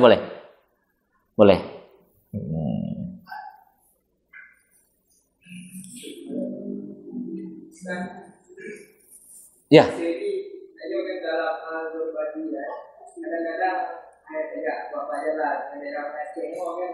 Kalau kau orang memang sebenarnya kebutuhan Ya. yang rezeki lebih. Betul. Jadi pengen upload video untuk publikasi. Karena saya waktu itu isi upload video upload video. Jadi dengan upload video mungkin dari hubungan yang ada rezeki ya lebih terbuka hati untuk membantu orang yang membutuhkan iuran dari dananya. Ya. Gimana Ustaz? Itu yang tergantung berbagian tergantung niat masing-masing. Betul. Jadi Lun salut dengan orang-orang yang buat video. Lun sering nonton video berbagi di jalanan. Ba ujung ji sabi eken. Pak, boleh video ini saya naikkan di YouTube. Saya sering dapati konten kreator yang ngomong begitu di akhir videonya. Pak, boleh saya menaikkan ini di YouTube? Pak, boleh saya sebarkan ini di media sosial? Oh, boleh, nggak apa-apa. Yang pertama izin. Selalu di awal saya mengatakan bahwa izin lebih utama karena ini privasi seseorang sebenarnya. Kita sudah membuka keadaan seseorang. Kita tidak tahu dia ridha dengan keadaannya atau tidak. Baik. Katakanlah seandainya memang hana ridha untuk dapat video menan. Ujung-ujungnya betul lagi ron pegah bahwa kembali ke niat. Rame ketika lu sampaikan lagi, rame yang pegah. Ustaz, tapi kamu kan perle segala macam ini itu segala macam. Ujung-ujung ada jawabannya adalah kembali kepada niat. Ambil video, kemudian kita sebarkan di media sosial. Balik lagi ke niat, berarti niat lun adalah begitu napeng memang betul-betul kegayaan. Kan untuk kepentingan YouTube saya, bukan untuk kepentingan pribadi saya. Bahkan lebih hebat lagi kalau seandainya uang yang dari video itu betul-betul kita salurkan untuk dia. Mengeseribai yang ada cok utanya. Kecuali mungkin kebutuhan lum perlu bacutnya untuk kebutuhan kebaikan berikutnya. Contoh kadang lum perlepeng untuk orang lain. Maksudnya untuk pengemis lain. Lun perlepeng dari nan bacut untuk pengemis lain. Atau lun kena sewangan yang betul-betul cara-cara yang video bisa menghasilkan uang lebih banyak untuk memberi kebaikan lebih banyak. Nggak apa-apa, boleh. Maka ujung-ujungnya setelah terpegah sepanjang lebar itu, sering kita sampaikan bak panitia-panitia atau lembaga-lembaga yang pegat-pegat laporan, ujung-ujungnya hana mungkin tak pungkiri, ya sudah. Kembalikan kepada niat masing-masing. Walaupun itu juga ada yang mengatakan, Ustaz, tapi punya masalah terpegah masalah niat, hek dah Ustaz, karena memang niatnya hek dah urusan hati. Ya betul. Makanya di dalam Islam namanya saddun lizzari'ah. Kita berusaha untuk menutup kemungkinan celah-celah terkecil untuk masuknya setan. Ya, nyelum pegah bacut di Arab ada sebuah wadah lagi tanya mungkin dah kenjup peluk diharamkan oleh ulama. Bahkan sebab wadahnya menyerta pedu anggur inan, dia cepat membusuk dan jadi arak.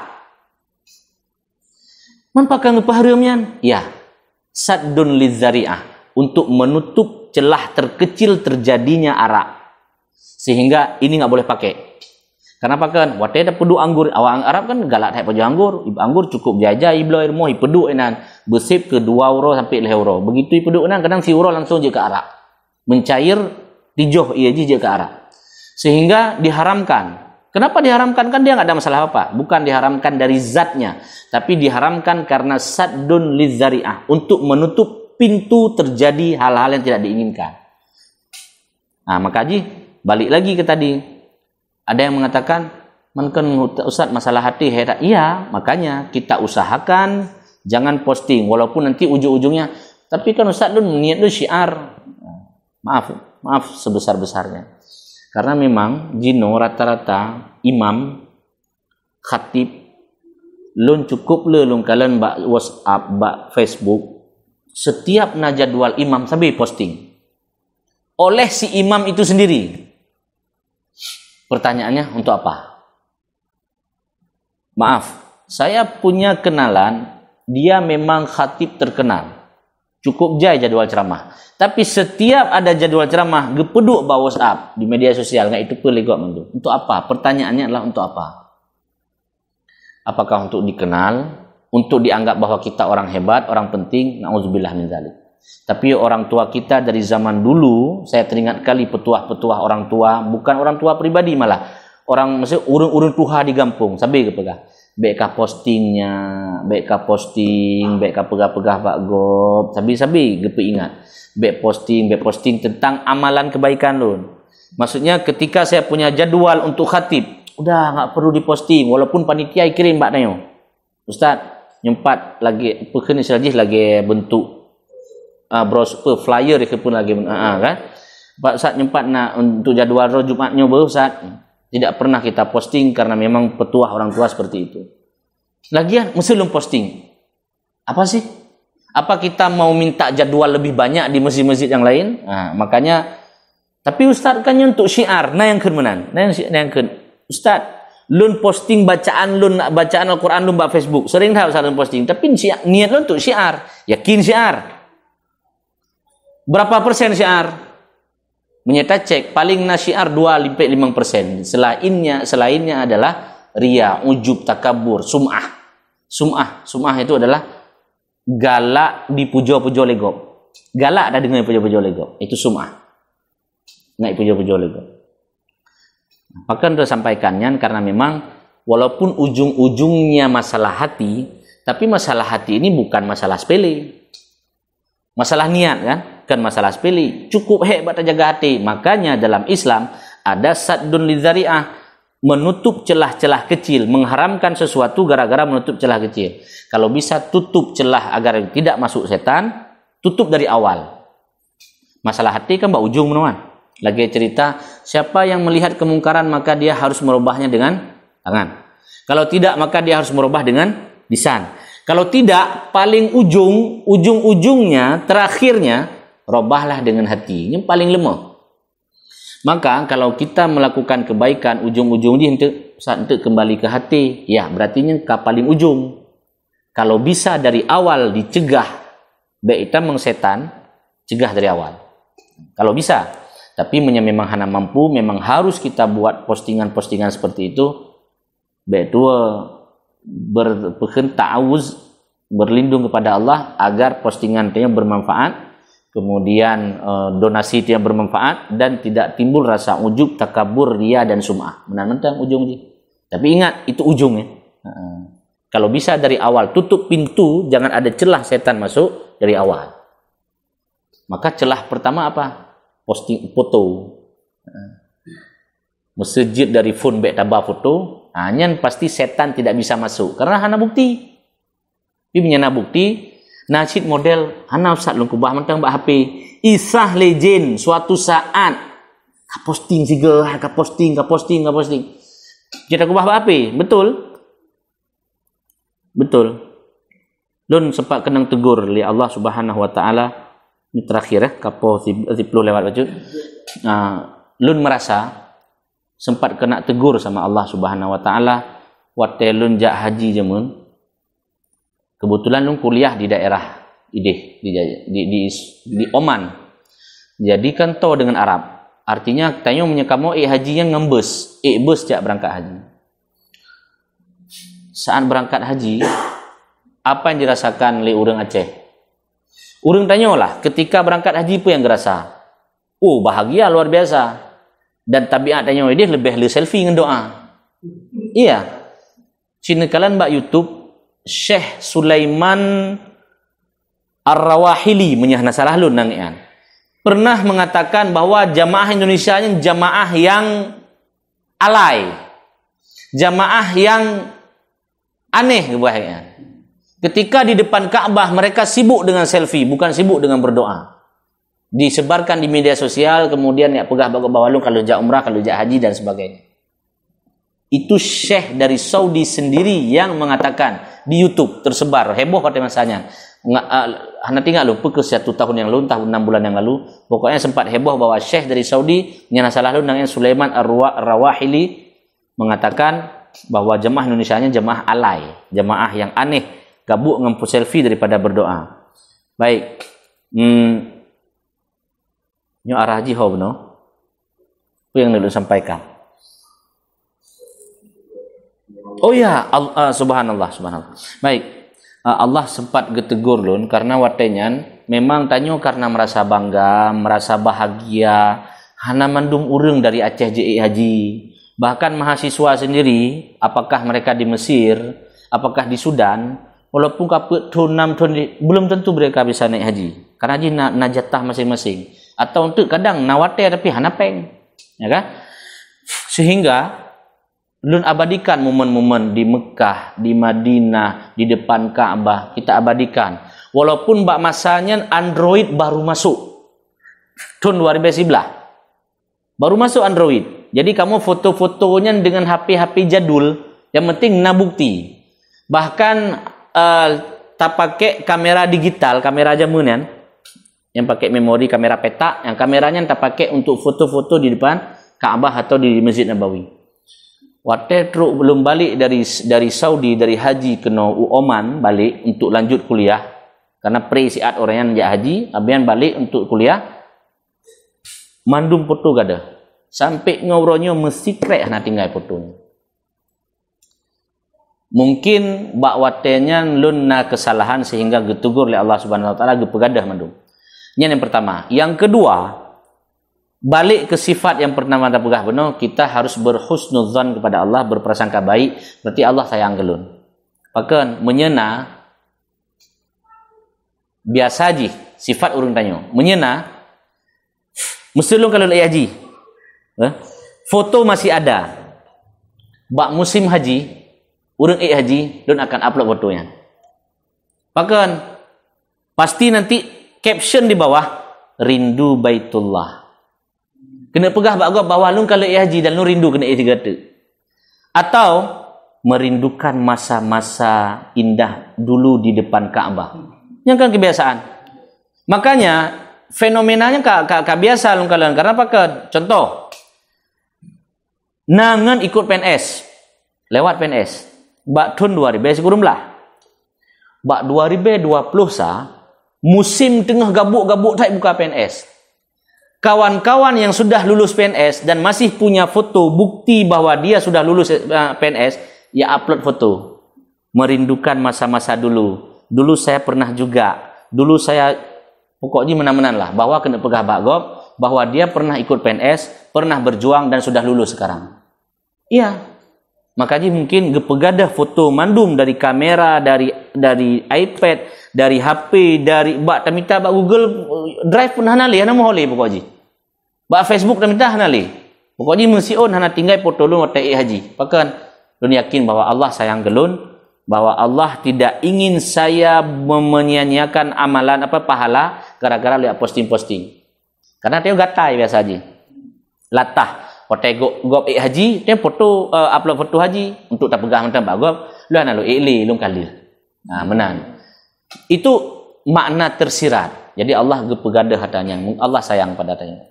Jadi menan kawan-kawan sekalian, pembahasan ini kurang lebih menanlah tentang zuhud. Mudah-mudahan tayang busabi dalam keadaan mencoba untuk menjadi orang zuhud. Tapi walaupun sampai sekarang tidak ada di antara kita yang berani mengklaim dirinya orang zuhud. Kaget Tengku Mulyadi? Nalom kira-kira? Atau kasib? Ya, good.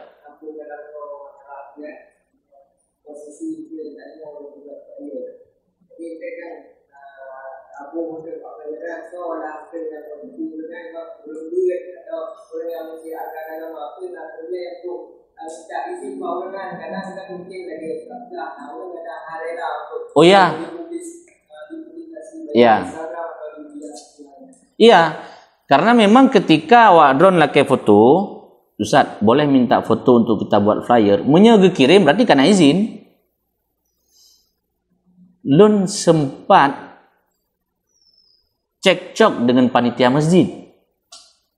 Gara-gara di masjid, nyokap panjang lah mulai di.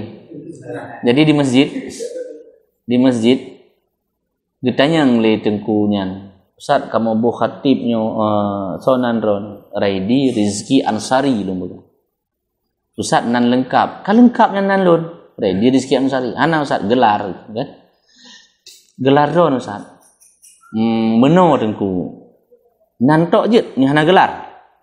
Karena lun bak masanya baru pulang dari luar negeri, baru pulang dari Timur Tengah dan belum terbiasa dengan ya juk gelar yang hana galak lun, agak na perasaan maleh. Karena bagi lun pribadi, ketika pakai gelar LCMA, nyan urang kagak anggap dia urang malim tat. Sangsang tu LCMA nya kamandum lagi Ustaz Abdul Somad careng. Padahal kan artinya menyandang gelar LCMA nya hana mudah, makanya hana lunjuk sembarangan, hana ilu yang pegah-pegah. Baik, sehingga panitia masih bungeh. Nunjuk juhai, bukan lehek tat lakiannya mentang pi. Kupa lom pegang, nebuh mentang nan lon sebagai khatib sudah cukup, enggak perlu pakai LCMA. Kenyo ngak menarik jamaah ngat. Oh. Wah, kakalah, tulis je. Iya. Baik, kemudian lun sempat ditawarkan untuk ngajar di Usuluddin, UIN Araniri. Napa yang sebutkan siapa nama beliau karena beliau memang orang tua dan kami lun hoi kegaan ayah karena memang orang yang dituakan lah di UIN, di Usuluddin. Dipakat untuk ngajar. Hotel Lumbamban Wotnya. Kenyak si tajuk nan kata Raidi Rizki Ansari. Nan lengkap. Kan lengkapnya naya. Gelar drone itu. Muah ayah lun begam. Menyahana salah gelar lun LCMA. Kun.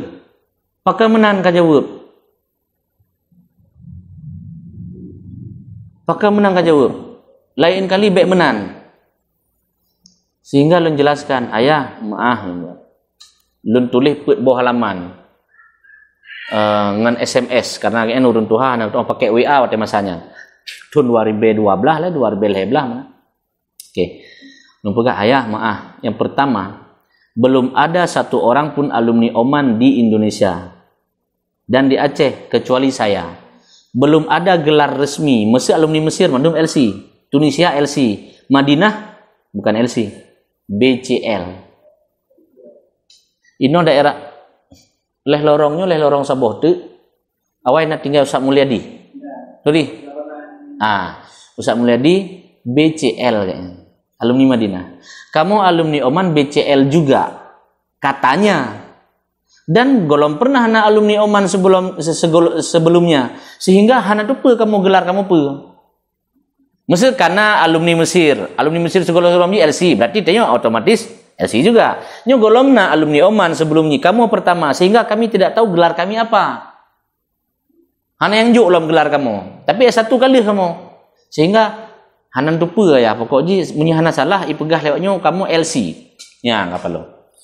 Man MA lun kali S2 ya, cuman dipegah lewatnya menya alumni Sudan yang kampusnya nyan MA tu lah. Menya alumni kampusnya nyan MSS sebenarnya atau MSA sebenarnya. Beda-beda ji, beda kampus beda.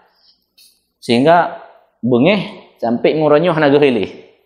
Maksudnya sampai sekarang tidak jadi ngajar di gara-gara masalah gelar. Rupanya ya begitulah model sekarang. Makanya kalau seandainya kita laki Ustaz tolong kirim foto drone nasihat untuk kamu buka flyer, ketika tak kirim berarti itu sudah ada izin, silahkan. Nah, kembali lagi apakah itu maaf dah. Contoh yang udah kan sebar flyernya ditume le sahabat lu nak kampung keramat dikirim maklun dan Ustaz Andi Merdeka agak upload status WA yang na foto lu nya. Percaya atau tidak bahwa dalam hati lu na perasaan bangga. Iya, foto tanya disebarkan disebarkan sebagai isi kajian atau lagi masa wate Idul Fitri, Idul Adha, ubire ai pegat spanduk. Nan tayo dan na foto tayo na. Na perasaan bangga. Oh, senanglah, ada perasaan bangga. Nah, itulah bukti bahwa memang saddun lidzari'ah itu perlu. Menutup celah-celah kecil agar tidak masuk setan itu perlu. Nah, cuma Ustaz, mampakan nunjuk foto don? Iya, karena lun rasa perlu untuk panitia agar panitia bisa memanggil kawan-kawannya untuk ikut pengajian. Maka oke, silahkan. Mantu khatib, ya begitu juga. Khatib sebab na urang wate tahu ente khatibnya mana maksudnya?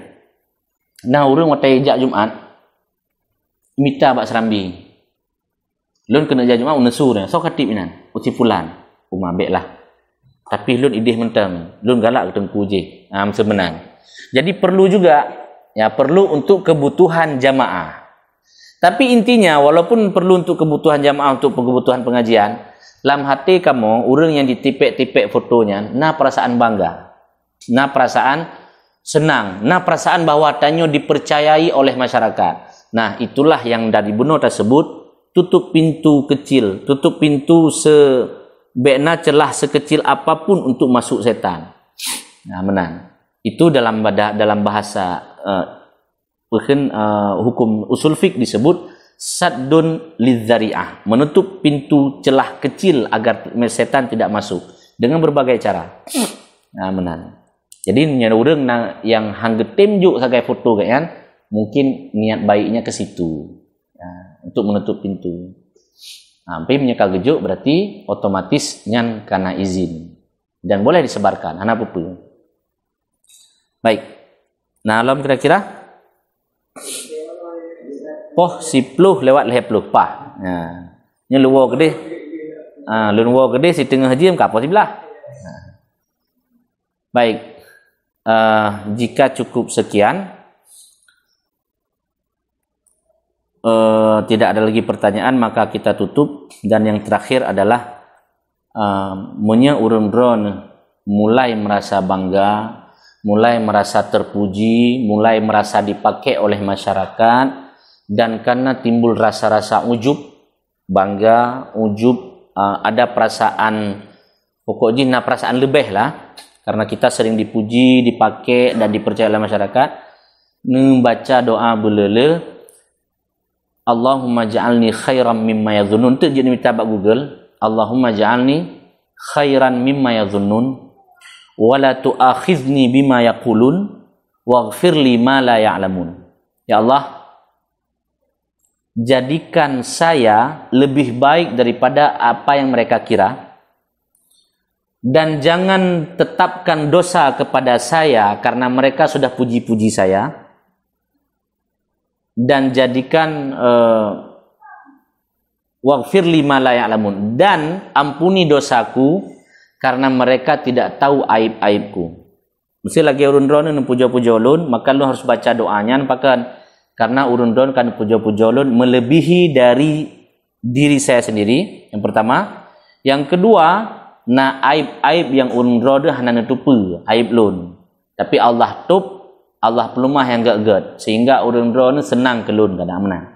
Maka saran lun, nasihat lun ke urun-urun, apalagi muda-mudanya kan mantang energik, masih banyak karya. Jadi menyela karya artinya menyela pujo. Punya di kampusnya menyekai dipujo oleh mahasiswi cukup senang. Maka lebih gak baca doanya. Doanya nampak Google nah insyaallah tu nyan. Dan yang doa yang pernah oleh syekh-syekh kamu agar tanyo kamu untuk lebih tawadhu, untuk lebih baik patih dengan pujian gop. Menanlah bahasa syekh kamu. Baik patih dengan pujian gop. Nyan mandum bohong. Nyan mandum adalah sulit. Yang betul adalah yang getup di Allah. Maha nadih. Nah, menang gitu. Baik kawan-kawan semuanya, terima kasih atas kehadirannya, terima kasih atas sambutan hangatnya. Mudah-mudahan lain kali kita menumpuk lom bak kajian anak-anak muda yang sedang bersemangat. Nyo kan pemuda hijrah. Memang dari awal si kamalim.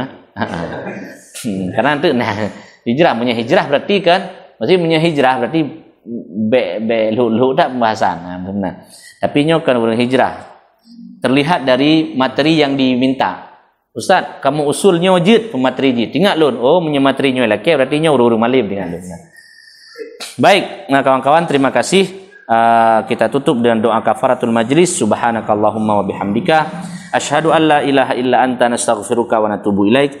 Wabillahi taufiq wal hidayah. Assalamualaikum warahmatullahi wabarakatuh.